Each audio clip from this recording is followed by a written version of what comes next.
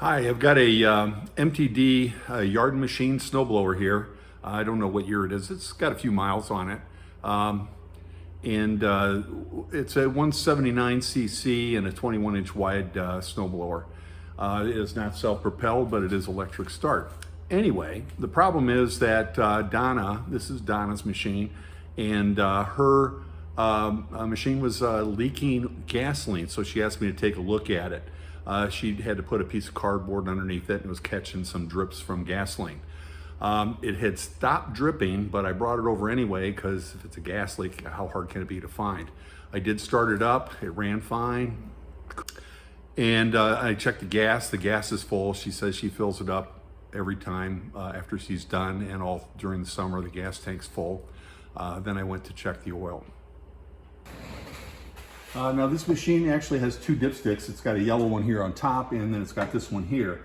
So while I was looking at it for the leak, I thought, well, you know what, I'm going to check the oil. And what happened was I took this dipstick out, forgetting that there was a dipstick up on top on there. So I had this thing tipped up looking for the gas leak.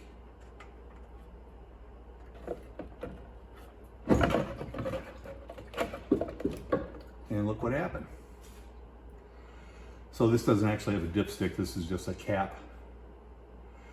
I did check the oil and the oil is over full. It runs a little bit like water and it smells like gasoline.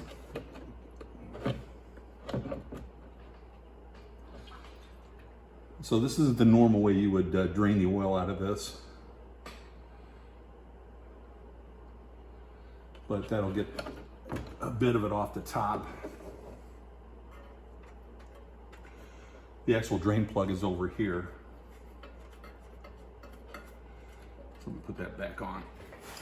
And this happens to be an M10. So we'll break that loose. If this comes loose, it's actually got a couple slots in here. You can hold this with a wrench, keep it from unscrewing here. But let's see if we can get this thing out. There we go.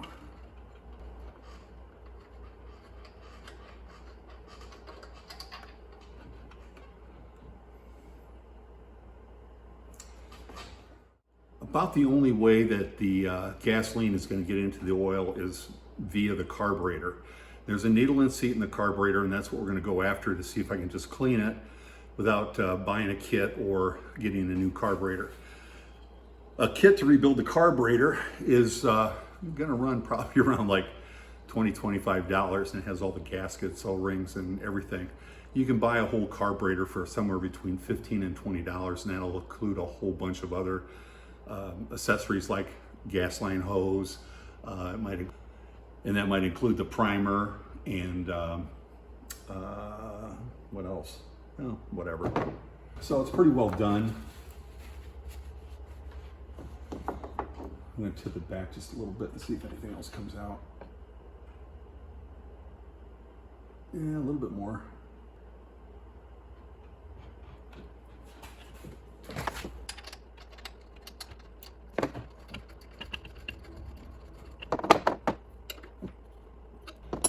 Now I've got the snowblower tipped forward just so I can see the carburetor, and I'm going to try and get into the carburetor and look at the needle and seat without dismantling all the shrouding around the engine and the carburetor.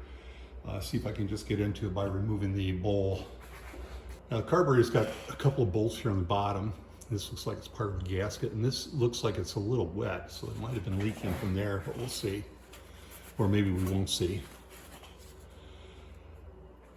This here is actually a drain screw, I believe, so that you can drain gasoline out of your bowl for winterizing. And this here bolt holds the bowl onto the carburetor. So I'm going to go ahead and pull this one off. We'll see how much gas drains out of here. Hopefully it's not going to siphon it out of the tank, but we'll see.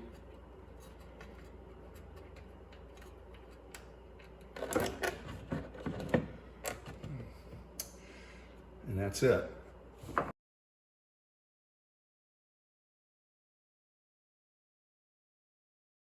Still get that out of there. So here you can get an idea of how much dirt's down in the bottom. So that's all coming in via the gas tank. So the screen in the gas tank's not the best filter. So that's pretty clean. Here's the float. And when the gas fills up in the bowl, the float goes up and it closes the needle and seat, closes that valve. This gasket here is apparently attached to the this flange on the front of the carburetor. So if this is dripping with anything, it's actually coming from the throat of the carburetor.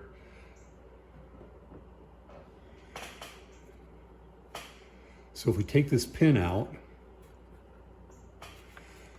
that will take the float loose. That's the pivot point for the float. And then we have to watch for the needle, which is right there.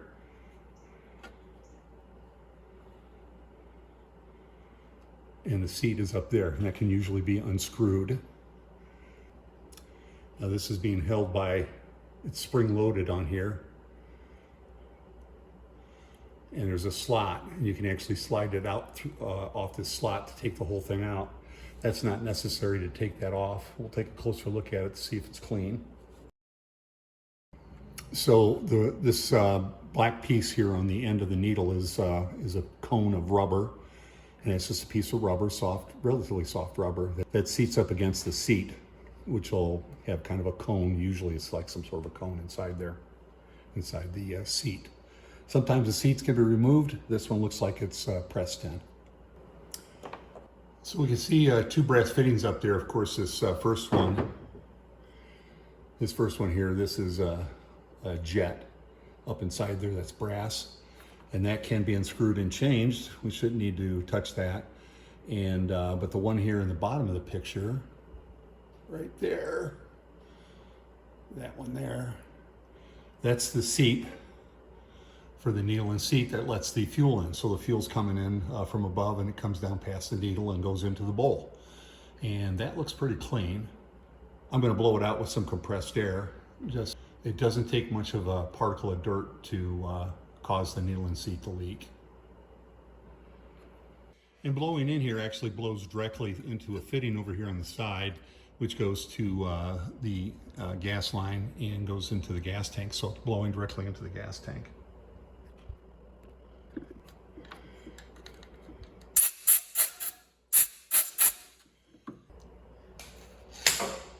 So now I'm going to go ahead and put it back together.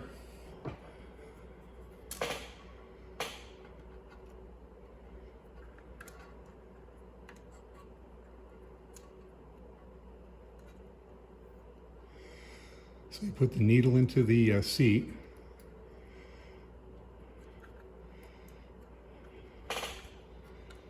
And then you got to get the pin through the hole in the float until it goes all the way through, and the float is free to bob up and down.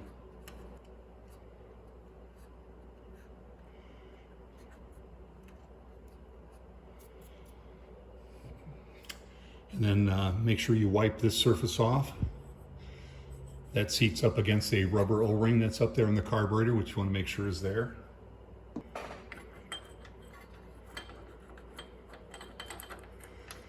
I don't think the orientation of the bowl really matters.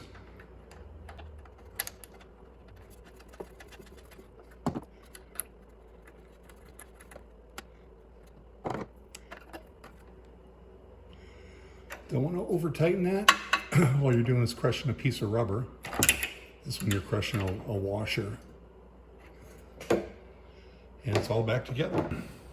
So now we're on the top of the engine and turn things around. Looks like we got a little bit of gas that dripped out when I had the blower tipped over, so that's good. Because the gas cap is vented, so air and gas can pass through the valving in the cap. Anyway, here's the oil filler and dipstick.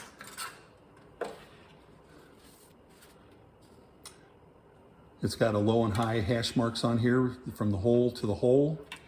And the label here on the top says to use 5W30.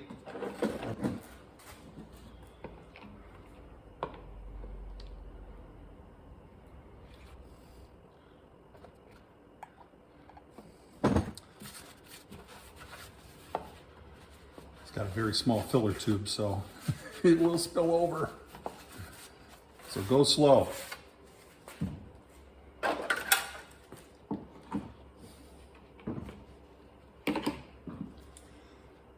And I have no idea how much this holds.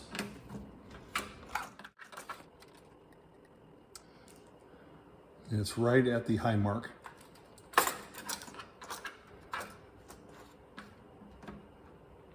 So I'm going to go ahead and let it run for a while, and we'll see if we get any gas in the oil or if we develop a gas leak. It's loafing a little bit, but not terrible. All right, I let it run for about 15-20 minutes, and it's been setting for about 15-20 minutes now without running. And I don't see any leaks, so I hope that took care of it.